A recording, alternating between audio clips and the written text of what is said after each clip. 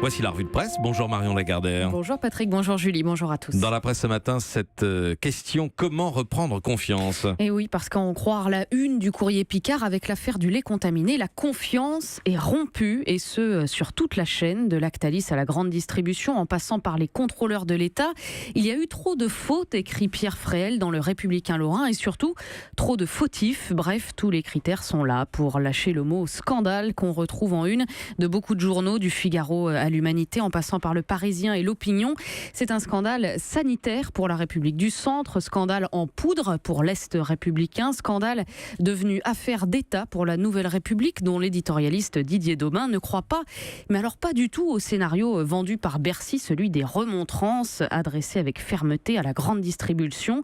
Il faut les imaginer, écrit-il, assis en rond autour de Bruno Le Maire, les Michel-Édouard Leclerc, les Mullier pour Auchan, les Serge Papin pour Système U et d'autres encore. Comment y croire lorsqu'à eux tous, ils pèsent en consolidé 10 fois le PIB du Bénin et quelques 200 fois le budget de l'administration qui est censé les contrôler. Des remontrances ? Allons, c'est juste pour la galerie, dit-il. Amer et visiblement pas dupe, peut-être parce que, comme le résume Ouest France en une, on ne badine pas avec l'alimentation.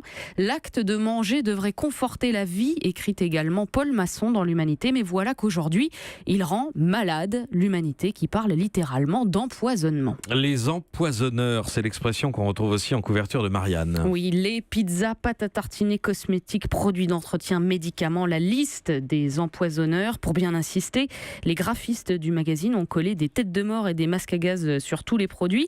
Et si vous pensez que ça se limite à ça, eh bien vous n'êtes pas au bout de vos peines, bande de naïfs, puisqu'en page intérieure, Marianne vous le dit, respirer tue, Patrick. Oui. Les pesticides, nous sommes tous exposés, les perturbateurs endocriniens, omniprésents, même la gamelle de votre chien est gangrénée par la malbouffe, 4% de bœuf seulement dans les croquettes.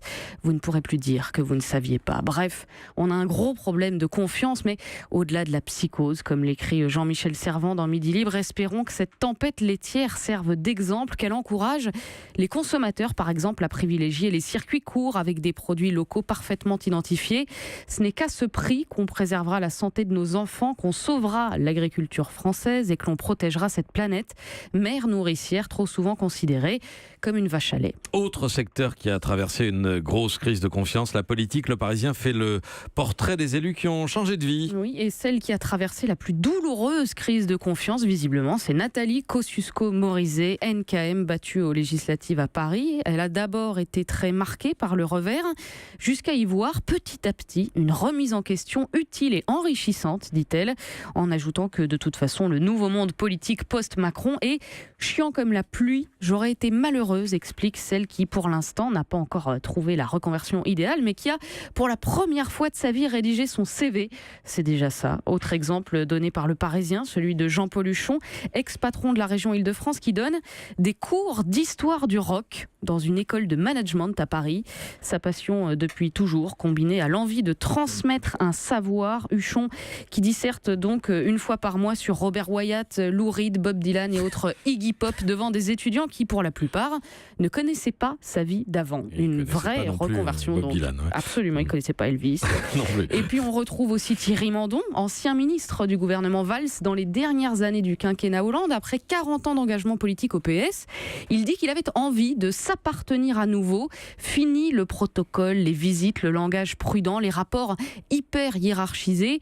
Et pour retrouver confiance, pour croire de nouveau dans l'idée qu'on peut changer la vie, comme dirait l'autre, eh bien il s'est lancé dans la presse et réalise un vieux rêve, créer un magazine. Il s'appelle Hebdo et le premier numéro sort aujourd'hui. Un magazine qu'il a créé avec le fondateur des éditions des Arènes, Laurent Beccaria, et qui fait couler beaucoup d'encre ce matin. Oui, du Monde à la Croix, beaucoup de confrères s'y intéressent. D'abord parce que la promotion a été menée tambour battant, il faut bien le dire, mais aussi parce que, comme le note le magazine Challenge, la promesse éditoriale est très ambitieuse, séduire des Français déçus par la presse traditionnelle avec une offre de contenu accessible, simple, claire, donnant des repères sur des thèmes complexes avec une grande variété de sujets, tout ça sans publicité.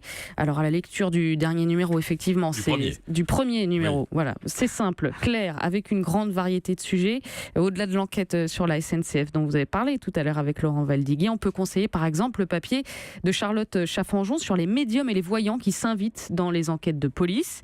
On a aussi un sujet sur le procès de l'amiante qui n'aura pas lieu lieux. Et puis, des dossiers un peu plus surprenants, inattendus, disons, comme la double page qui vous explique comment faire une lampe d'intérieur en récupérant le socle en bois de votre sapin de Noël.